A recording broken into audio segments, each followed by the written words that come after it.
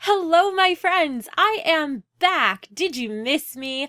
I'm going to tell you where I've been at the end of this video, but for now, I want to get right into the story, which is about harassment and cyberbullying and where the line can be drawn to distinguish between the two. Now, if you've been keeping up on YouTube news, you mean you've been watching news without me? No, just kidding. I'd be disappointed if you weren't. Within the past month and a half, there was a bit of an uproar from larger YouTubers about changes to YouTube's terms of service regarding harassment and bullying. And there were a lot of claims that channels would be shut down. I did see it at the time, and I didn't report on it because I felt it probably wasn't going to be a big deal. They could write anything, but would they actually enforce it? And they haven't really enforced a heck of a lot. But today, I have a very interesting case of a critic channel that brands themselves as criticism, but could be harassment. And we're going to take a look at this case together and try to determine, is this actually criticism or is it crossing the line into harassment? And if so, what should be done about it? I am, of course, talking about ReviewTechUSA, a YouTuber with nearly 600,000 subscribers, and a small channel dedicated to ReviewTechUSA called TheRTU, or ReviewTechUSA, Critic. And I have an interview with Rich from ReviewTechUSA coming up in this episode too, so we can actually get the perspective from somebody who is directly involved. Let's jump right in. Let's start out by taking a look at both channels. Up first, we have Rich's channel, ReviewTechUSA. Now, Rich is the YouTuber with over 500,000 subscribers, and if you take a look at his videos, you can see that he gives his opinion on a lot of different topics. I believe he started out speaking specifically about tech and doing tech reviews, but since then he's moved on to other things. He'll talk about news topics, things related to gaming, and sometimes beyond. Now let's look at the RTUCritic. He's got about 2,600, 2,700 subscribers. From the beginning, you could see his very first trailer video is ReviewTechUSA Top 20 Fraud Fails. And at 40 minutes long, he is really dedicated to trying to prove why ReviewTechUSA is a fraud. Let's take an overall look at his videos, and we see Rich a lot in the thumbnail. So we see tons and tons of videos dedicated specifically to Rich. So this already brings to mind the first question when it comes to criticism versus harassment. If you're being critical, is it okay if you have a channel that is entirely dedicated to criticizing one person? Now, there are some videos on here that are not dedicated to Rich. For example, this Home Alone 2 alternate ending video, which pokes fun of 9/11, which, as you could see, gave it a lot of dislikes. But even in this video, if you look at the very top comment on the video, it says, "Just keep in mind, if 100% of my videos are about Rich, my channel will get closed down. Hope you guys understand." So when he is making other videos, it's not necessarily because he wants to, he's doing it to cover his own butt. I mean, I think that's a pretty safe assumption to make based on this comment. Even if he does try to justify it, even if he does try to rationalize a little bit in the next comment by saying, "By the way, I do love this movie, I watch it every year." Now, I'm going to do my best to give you a balanced picture of this situation, and there are tons and tons of videos to go through on this channel, all dedicated to Rich, so I'm going to try to focus on just a few points that I think are representative of the bigger picture. And before I do that, I'm going to take a look at YouTube's guidelines as they pertain to harassment and cyberbullying. This is going to help us take a better look at this channel in context and help us determine, is it criticism or has it crossed the line into harassment and even cyberbullying? Now, according to YouTube, behavior that crosses the line into harassment may include abusive videos, comments, or messages, revealing someone's personal information, maliciously recording someone without their consent, deliberately posting content in order to humiliate someone, making hurtful and negative comments, videos about another person, unwanted sexualization, which encompasses sexual harassment or sexual bullying in any form, and incitement to harass other users or creators. In cases where harassment crosses the line into a malicious attack, it can be reported and will be removed. So I think one key thing that we have to keep in mind from YouTube's guidelines is when something is criticism or when it crosses the line into being a personal attack. We're going to start out by taking a look at the RTUCritic's Top 20 Fraud Fails video, because because when I contacted the RTUCritic for comment, this is the video he pointed me to as being the most representative of his thoughts about Rich and of his channel. Now, of course, it's a 38-minute video, so I can't go through the entire thing, but I do want to highlight a few key points for you. And of course, the video will be linked in the description in case you want to take a look at the entire original yourself. I'll say that the first 10 points that he makes are fairly unsubstantiated. For example, at one point, Rich, which is how I'm going to refer to ReviewTechUSA, since ReviewTechUSA and RTUCritic can get a little confusing, at one point, Rich, who is ReviewTechUSA, posted on Twitter that he was going to be posting more videos because he found a way to cut down rendering time. And the RTUCritic says, hey, that's not why he's doing it. He's really doing it because he wants to make money. And this is the proof that he gives behind this criticism. Now, let me pause it right there. Does that seem like valid criticism, or does that seem like a personal attack of insinuating that Rich is a pig by taking this video of him and overlaying pig squealing sound effects? I know what it seems like to me. What does it seem like to you? Out of nowhere, Rich asked his followers if it would be okay if he made 5 videos per day. How could you possibly handle that? Seems like you would get burnt out and the quality would go down. I figured out a way to cut rendering time down to a third. That was really what was holding me back. Now it's solved. So Rich claims here the only thing that was stopping him from making 5 videos per day in the past was rendering time? Clearly a lie, seen as Rich uses the most powerful i7 processor on the planet. Okay, so here he's saying that Rich was lying about being able to produce more videos by cutting down the rendering time because he has a fast processor.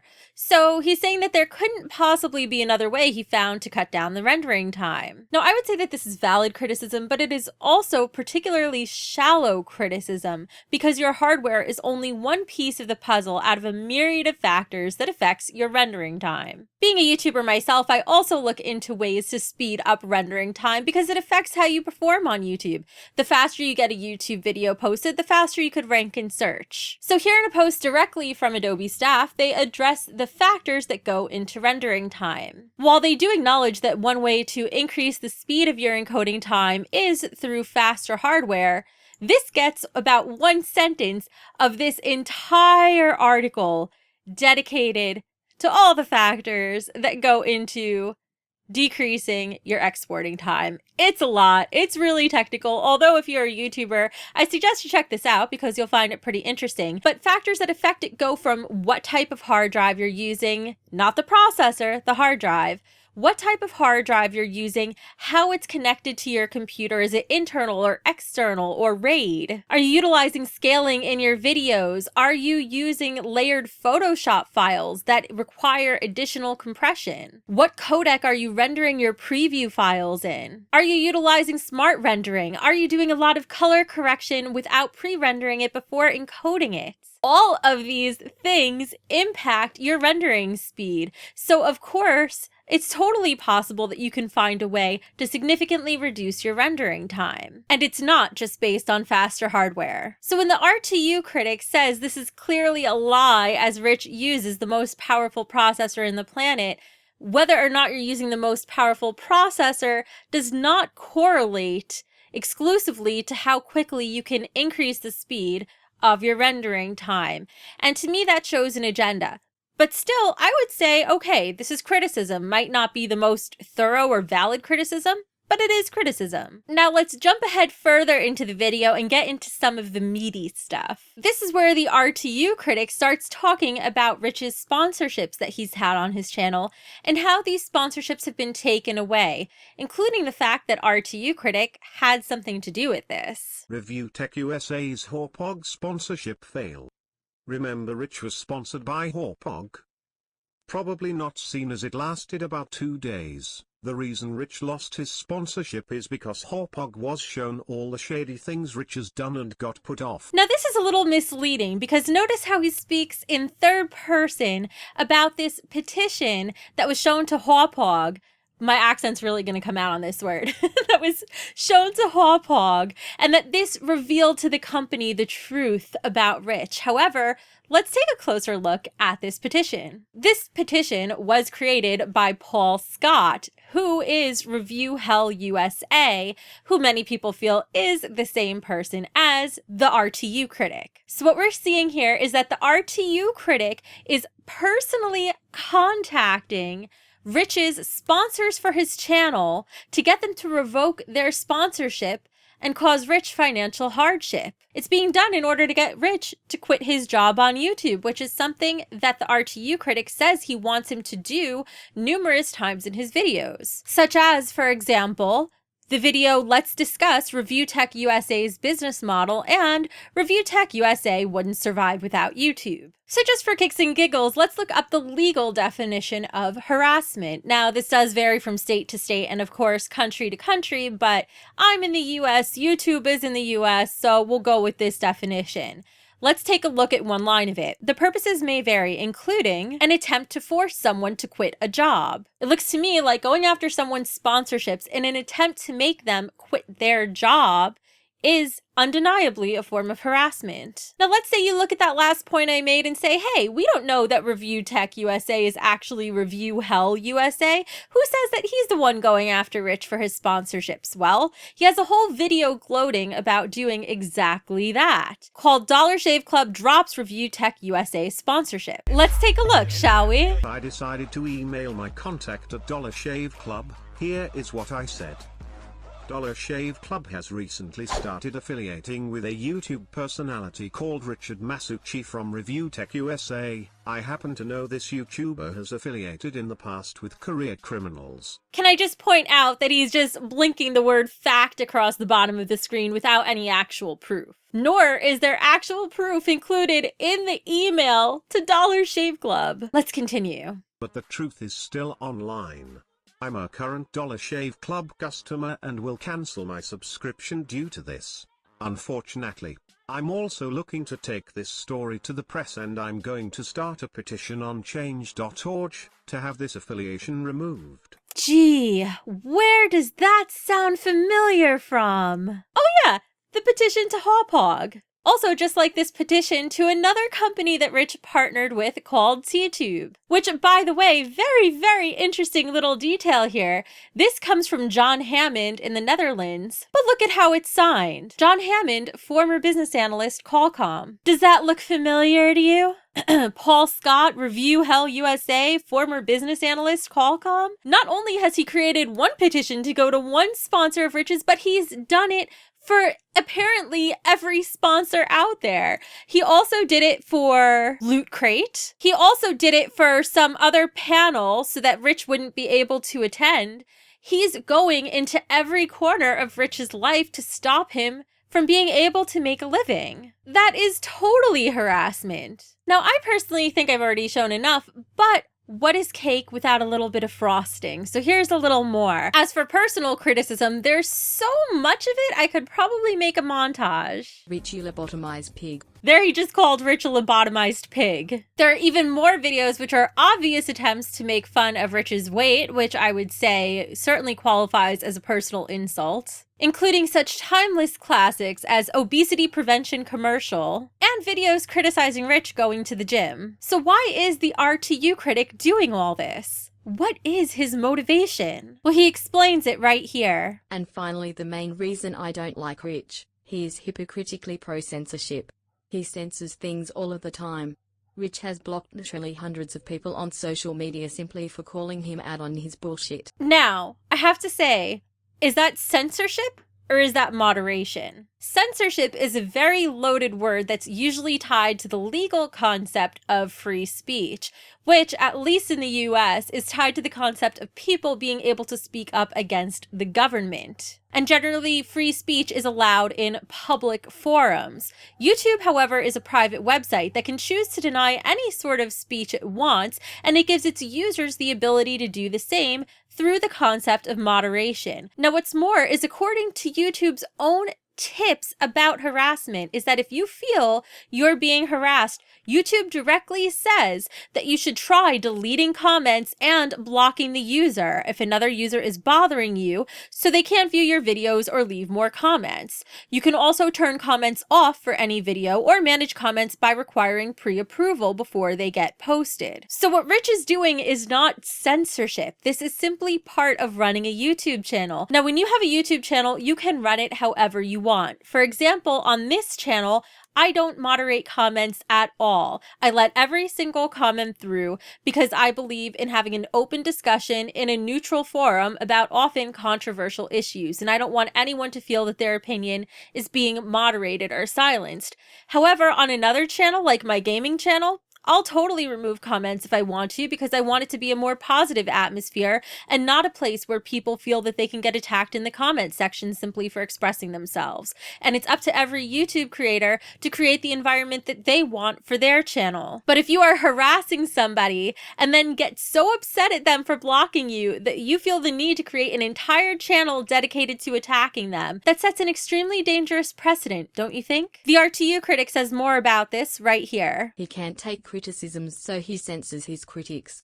If Rich never censored me to begin with, I wouldn't have made this channel. So what you're saying is, if somebody perceives what you're doing to them as harassment and they follow YouTube's advice to proactively block you so that you can't continue harassing them, you're saying that justifies you creating an entire channel to harass them further, which goes against YouTube's terms of service? In fact, YouTube specifically encourages its users, if they find an account that is harassing another person, to report harassing users and content via YouTube's reporting tool. Now, YouTube does take this seriously. As you could see underneath each of these videos, the option is there to flag them by going to More, clicking Report, clicking hateful or abusive content, and selecting bullying from the drop-down menu, at which point you can elaborate on why you feel this video is harassment. Now, I'm not telling you to go and flag RTUCritic's videos, of course. I would never do that. But I am saying if you think that this is harassment, there is an option for something that can be done about it if this is not what you want YouTube to be. Now, I tried to make this as unbiased a video as possible. However, at this point, I think it is pretty clear that it is my point of view